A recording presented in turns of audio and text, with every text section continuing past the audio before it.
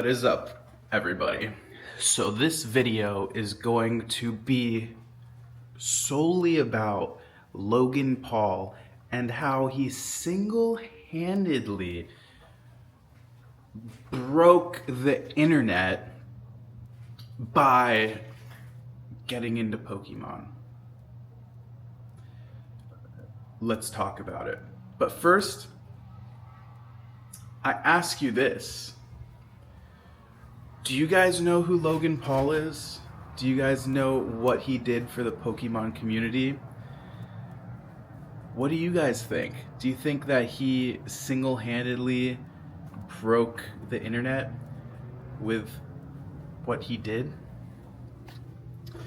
We're gonna get all into it. Make sure you subscribe, number one, like this video, and comment what you guys would like me to make a video about next time. Okay. Now, Logan Paul. Where do we begin? Logan Paul is a media sensation. We all know this, right?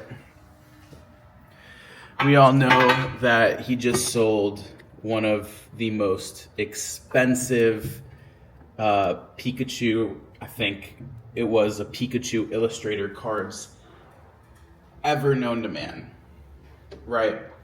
So let's talk about it. Let's discuss how he did it, what he did to get one of these cards, one of these Pokemon cards, to sell for over $12 million. I think it was like 13 million.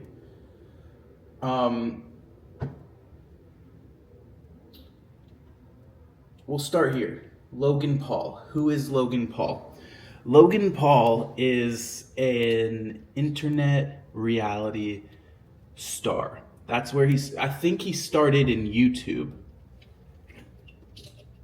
if I'm not mistaken. And he went from YouTube to the WWE, right? But let's start at YouTube. So him and his brother, Jake Paul, have been making YouTube videos for a while now. I think well over 10 years, which is very, very impressive that you can do something for that long and not get burnt out. Number one. Number two is that, you know, in order to get into YouTube, you need to know what is and what isn't trending. So you need to understand that what Logan and Jake Paul do is centered around trends. And I think it may have been maybe a couple years ago, don't quote me on this, he could have been collecting for longer, but I saw that he was getting into Pokemon a couple years ago. Or at least he put it out on the internet that Pokemon was an interest to him. Now, why is that important? Because Logan Paul just sold one of his cards for over $13 million. What does that mean? That's a great question. That means that the value of Pokemon is now in the public eye, which has really never happened before in my lifetime. I remember when Pokemon was a card game that people, similar to Yu-Gi-Oh!, that band nerds would be playing outside of the band room, flipping cards. You never saw one of them, you know, rich or wealthy or, you know, famous off of one of these cards. I only ever saw people, playing card games with these Pokemon. And that's important because, the value of this card game has changed. What it means, what the word Pokemon means has changed ultimately. I'm not lying. The word Pokemon has evolved into something beyond our understanding. I'm just going to say it. The word Pokemon has evolved into something beyond our understanding.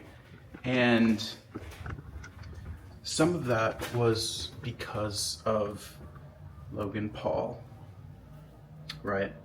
So we went over the background of Logan. Now we have to talk about what's happening now. And then we'll get into what the future of Pokemon looks like, right? What is happening now is very, very interesting. What's happening now is Pokemon is becoming a commodity. It's very, very fascinating to see and to watch this in real time. I'm just being honest. I feel like this is new territory that Pokemon lovers and collectible enthusiasts have never seen before. Right? So my hypothesis is that most Pokemon fanatics nowadays don't even like Pokemon. I said it. Most Pokemon fanatics nowadays don't even like Pokemon. Hot take. You know what they do like? Collecting. They're collectors. They like collectibles. They will do and surround themselves with anything that has value and is collectible. Anything tangible that they can say is valuable and is a collectible. If iced coffee was a collectible, they would buy it. So that's number one. Number two, Logan Paul created this subculture around Pokemon. I don't know how it happened. I was only there to consume it, and it got me. And that's why I'm having this conversation with you guys. Allegedly, Logan Paul positioned himself in a way that he used his platform to leverage the viewers and fans of Pokemon collectibles. What do I mean by that? Well, let's take any brand, for example. That's like if I took, what's a brand that you could find collectibles? I don't know. Let's say a Hypebeast brand that isn't really popularized yet. Okay, and I start wearing their stuff and posting about it and getting millions of views. All of a sudden, I've created this narrative around the brand. So in a way, I wouldn't be surprised, and this is just a conspiracy theory, if Logan Paul actually worked for Pokemon. You have to think about it like that. He's basically a walking billboard marketing machine for Pokemon. I've never thought about it like that before, and that's the first time I'm saying it. But now that I'm saying it out loud and now that I'm thinking about it, Logan Paul basically works for Pokemon. So what is he doing that makes me assume that he's working for Pokemon, or at least marketing for them?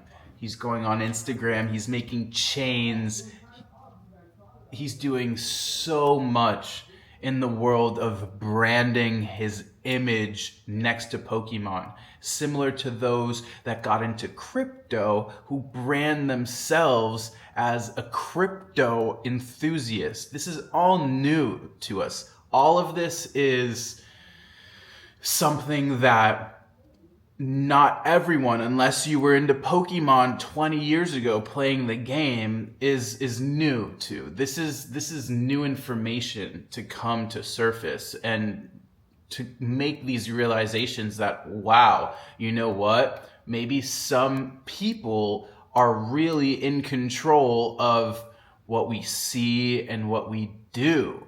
You know, it makes you kind of tilt your head and go, huh, would I have gotten into Pokemon if it wasn't for Logan Paul selling a $13 million card? You have to think really what you're consuming. The algorithm pushes out things that are very similar to you. It's like I was already watching Logan Paul as a teenager, and now it knew that, so it took what he was doing in the news and pushed that onto me. And now it has influenced me so much so to the point where I'm buying Pokemon cards.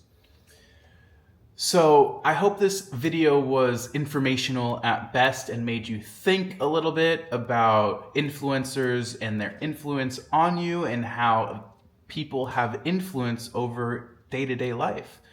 Make sure to hit subscribe, like, and follow, and check out some of my other videos on my channel. I talk about all of these different types of topics that I find interesting every day. Thank you guys so much for 4,000 subscribers, and I'll see you guys next time. Cheers.